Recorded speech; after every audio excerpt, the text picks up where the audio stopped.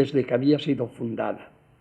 Por eso, con los protestantes ni hablar, y menos de religión.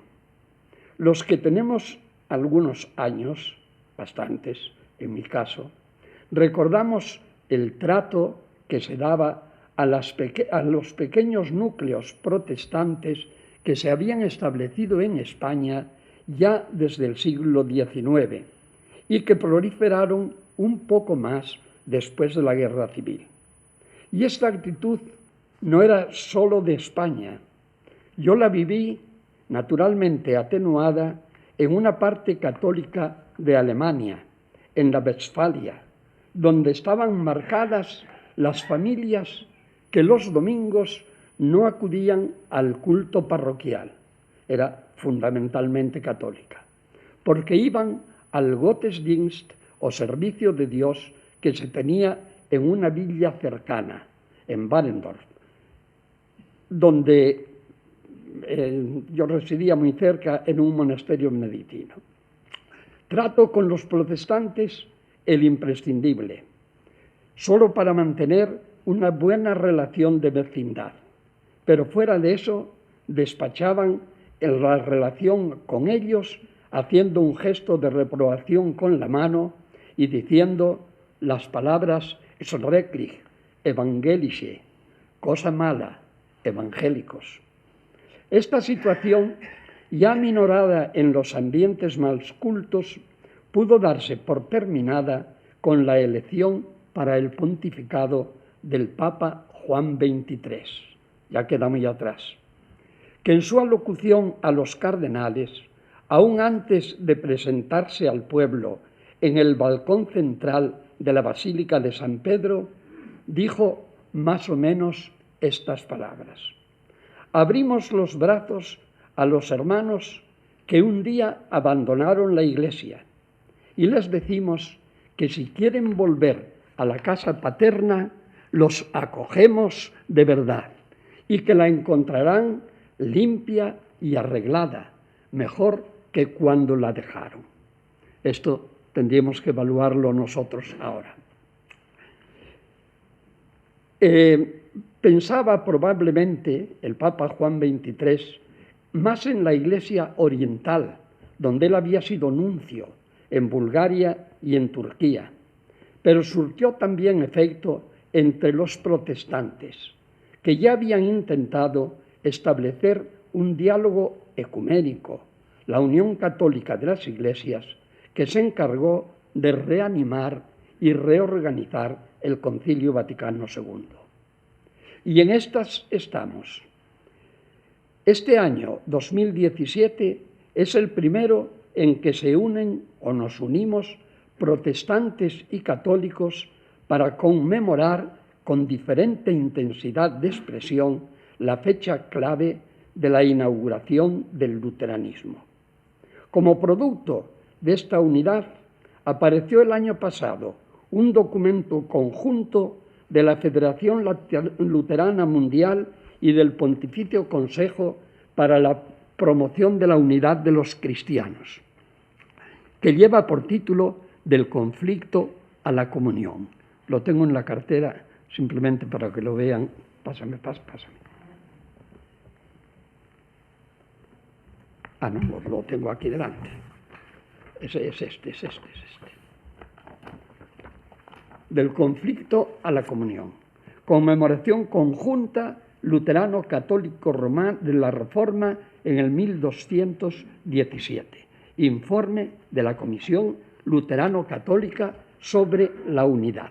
Bueno, es muy interesante para el que quiera conocer no solamente el momento en que se encuentra el diálogo entre católicos y protestantes, sino para el que quiera tener una síntesis de la doctrina luterana vista por los católicos. Porque muchas veces estudiamos o conocemos la doctrina luterana, tal como la expuso Lutero. Y de eso es fundamentalmente de lo que yo voy a hablar. Pero en el epítome se hace no una crítica, sino una reflexión de aquellos puntos en los que coinciden más con los católicos y en los que podemos estar o estamos más de acuerdo. Un acuerdo total, tenemos que decir que todavía no lo hay. En este documento, que se titula Del conflicto a la comunión, se trata de orientar las celebraciones de este presente año 2017. Se quiere, ante todo, que se eviten las confrontaciones polémicas que llegaron casi a la mitad del siglo XX. No se trata de negar o tergiversar la historia, sino de narrarla de manera nueva y, sobre todo, pacífica, teniendo en cuenta una afirmación del citado Papa San Juan XXIII. Son más las cosas que nos unen que las cosas que nos separan. El párrafo 18 del documento al que acabo de aludir se expresa de esta manera. Lo que sucedió en el pasado no puede cambiarse. Lo que sí se puede cambiar con el paso del tiempo es lo que se recuerda del pasado y el modo en que se ha de recordar. Con vistas al 2017, la clave no está en compartir una historia diferente, sino en contar esa historia de manera diferente. La manera de contar esta historia de manera diferente. Ahí estuvo la clave de muchas polémicas y también el punto de partida que nos llevó al buen entendimiento en que hoy nos encontramos. Este proceso de entendimiento entre católicos y protestantes comenzó de una manera abrupta en los últimos años de la vida de Lutero y no se dulcificó hasta finales del siglo XIX y principios del siglo XX, en que hizo irrupción, tanto en el campo protestante como el católico, una abundante literatura sobre la vida y la obra de Fray Martín que llenó nuestras bibliotecas con miles de títulos. Hay que tener en cuenta que en ese mismo periodo, comenzaron a publicarse las obras completas de Lutero, que culminaron el año 209. Empiezan a publicarse en el 1883 y se termina casi un siglo, más de un siglo, en el 2009, con la edición de 120 volúmenes en folio. De esta interminable bibliografía voy a comentar media docena de títulos que demuestran bien a las claras cómo fue cambiando el conocimiento y el aprecio del gran reformador desde el comienzo de su batalla hasta nuestros días. O sea, quiero decir que inmediatamente después de la muerte de Lutero se establece una especie de diálogo agresivo entre católicos y protestantes que no se dulcificará hasta mitad del siglo XIX o finales del siglo XIX, y a mitad del XX entramos en esta situación que es, desde el punto de vista ecuménico, bastante aceptable. Voy con los primeros escritos católicos sobre Lutero. Martín Lutero falleció de forma inesperada en la madrugada del 18 de febrero de 1546, en su ciudad natal de Eisleben, donde se encontraba ocasionalmente. Parece curioso, después diré cómo Lutero salió de su pueblo para ser religioso y a la hora de morir casualmente vuelve a su pueblo y es donde le sorprende la muerte. Aunque enseguida se pusieron en marcha los preparativos del traslado de su cadáver a su residencia de Wittenberg, profesor universitario, no hubo tiempo de preparar sus funerales con la solemnidad que su personalidad requería. Sin embargo, la noticia se difundió por toda Alemania como reguero de pólvora y como la exaltación de un mito que todos necesitaban. La autoridad secular para afianzar la confesión religiosa que habían profesado. El naciente protestantismo para que hubiera alguien capaz de unificar sus sectas, y el pueblo sencillo para reafirmar de cara a Roma sus ideales separatistas y autónomos. En la parte católica tuvo poca repercusión, porque sus personalidades estaban reunidas en Trento, en el momento en que muere Lutero, celebrando las primeras sesiones de aquel gran concilio que llevaba el nombre de Trento. Y aunque éste tenía por objeto hacer frente a las innovaciones del reformador alemán, el concilio de Trento se convocó fundamentalmente para eso, estaban más centrados en la doctrina que en la persona. Y al fin de cuentas, la muerte de éste era un obstáculo más que se quitaba de en medio. Sin embargo, es curioso que en aquel ambiente de la desaparición de un gran enemigo surgiera en el campo católico una abultada bibliografía de Lutero, que estaba destinada a marcar su figura siempre en el campo católico para más de 3 siglos. Su autor era un sacerdote alemán, anciano, que desde hacía tiempo venía marcando de cerca la persona de Fray Martín. Ya había escrito sobre él muchas cosas, siempre violentas y hostiles, que dieron lugar al estudio sobre su persona y su obra, que se publicó en 1549, Lutero muere en el 46, con el título de Commentaria de Actis et Scriptis Martini Lutheri, comentarios de los hechos y escritos de Martín Lutero. Como se deja entender, el libro estaba escrito en latín, lengua inteligible para los lectores del tiempo, y no en alemán, que era una barrera para los no nacidos en aquella poderosa nación. La difusión del libro fue la que se esperaba, y como he dicho, marcó la estampa de Lutero para los católicos europeos durante 200 años. El autor se llamaba Devenek, que él sustituyó por el nombre latino de Juan Cocleo fundamentalmente. Y por eso se dijo que Lutero era conocido por los católicos según el bando o el estigma que sobre él había lanzado Cocleo. Efectivamente, Cocleo no podía hablar peor de Lutero. Hasta recogía la dicharachería popular de que podía haber sido engendrado por un demonio y que si no lo era, pareció tener trato con Satanás durante toda su vida. Me da casi vergüenza leer estas cosas, pero el ambiente de aquel siglo XVI era este.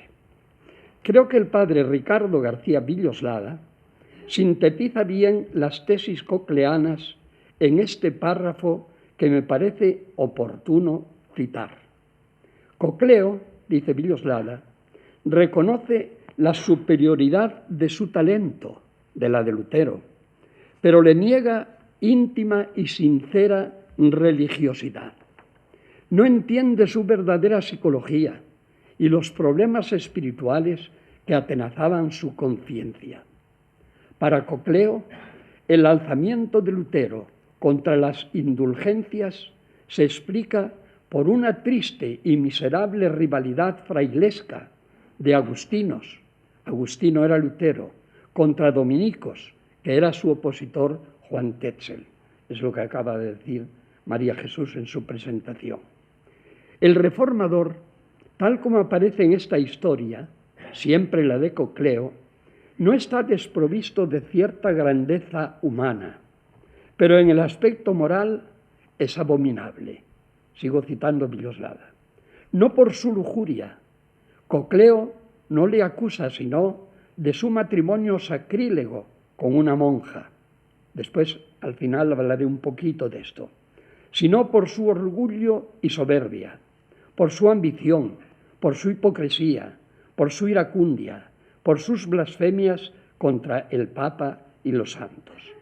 Para él, Lutero es un monje sedicioso y rebelde, perturbador de Alemania, falso intérprete de la Sagrada Escritura y autor de dogmas perniciosos. Termino la cita.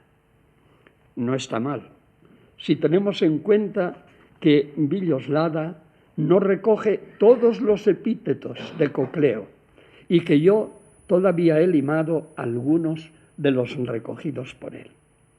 Evidentemente, este cuadro no podía perdurar y empezó a cuartearse en el año de 1883, cuando la Iglesia luterana celebró el tercer centenario del nacimiento de Lutero, que tuvo inevitables repercusiones en la historiología de la Iglesia católica.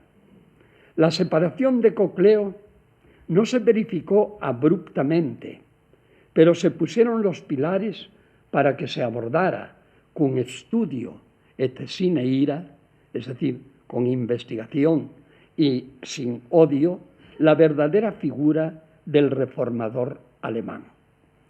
Ahora empiezan los que quieren ser primeros biógrafos de Lutero desde un punto de vista doctrinalmente y religiosamente independiente, pero que todavía no lo logran.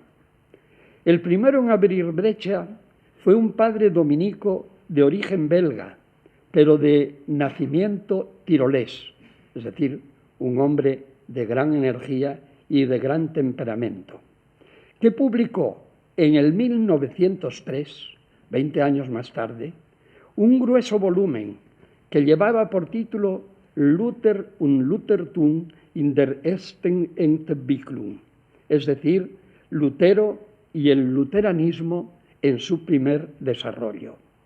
Libro que en sucesivas y frecuentes ediciones fue ampliado notablemente.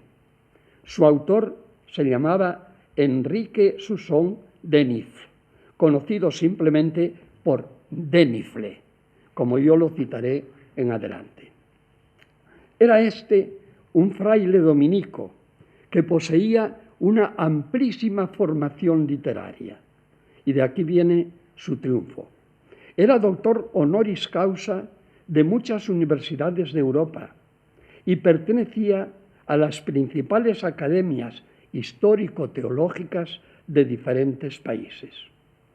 Cuando decidió escribir sobre Lutero, era vicearchivero del Archivo Secreto Vaticano, que el Papa León XIII acababa de poner al servicio de los investigadores. Su superior inmediato, el primer archivero, era el cardenal Erle, un hombre competentísimo en paleografía y diplomática. En aquel momento, la figura de Lutero experimentaba un auge en el aprecio que siempre había tenido en Alemania. La cultura laicista de la Kulturkampf le presentaba como un corifeo contra la Santa Sede, de cuya influencia había que librarse, como estaba haciendo Austria. Y estaba también de moda el movimiento romántico, que veía en Lutero el prototipo de la raza alemana hasta el punto de acuñar esta especie de eslogan: Lutero est noster verus homo Germanicus. Lutero es el prototipo, el verdadero modelo del hombre alemán. En este contexto, es natural que los servidores de la Santa Sede, también ellos de origen teutónico, quisieran establecer un contrapeso, situando la figura de Lutero en el lugar que históricamente le correspondía. En esto trabajó, por ejemplo, Ranke, el gran historiador de los papas, y muchos otros. Lo cierto es que Denifle, sin entrar en su profunda intención, lo que hizo no fue solo hablar de Lutero, sino hablar mal de Lutero, presentándole como el más grande enemigo de la cristiandad europea, por lo menos de la unidad que Europa había tenido hasta entonces. Para Denifle, Lutero no era más que un joven profesor de teología, muy lejos de haber llegado a la madurez intelectual. No conocía las grandes escuelas doctrinales de la Edad Media. No sabía nada de Santo Tomás de Aquino ni de San Buenaventura, ni siquiera de Egidio Romano, que era el mayor teólogo de la orden agustina de aquel tiempo. Solo conocía y a medias los postulados del nominalismo, que era una corriente contestataria y poco precisa, y así sucesivamente. Por otra parte, Lutero no simpatizaba con las corrientes espirituales de su época, que proclamaban una reforma in capite et in membris, pero partiendo de las instituciones establecidas desde el seno de la Iglesia Católica, quería hacer una cristiandad completamente nueva. Esta visión de Denifle, en la que todavía la negativa apreciación de Lutero desde el punto de vista moral, que era la misma que había tenido Cocleo, no encontró obstáculos dentro de la Iglesia Católica, aunque solo fuera por el prestigio que tenía el archivero del Vaticano, pero suscitó la repulsa de la Iglesia protestante, que contaba con figuras tan extraordinarias como Adolfo Harnack, el cual llegó a pedir que el dominico Denifle fuera expulsado de la Academia de las Letras de Berlín, que era una de las muchas a las que Denifle pertenecía. La polémica que llegó a establecerse fue epocal, y aunque su efecto inmediato fue una separación todavía mayor entre la confesión católica y la protestante, sirvió al menos para que los eruditos de una y otra parte tomaran a pecho los estudios sobre Lutero, dando origen a una interminable bibliografía, a la que llega un momento en que no se sabe muy bien desde qué parte escribe cada uno de los autores. En la parte católica surgió entonces la obra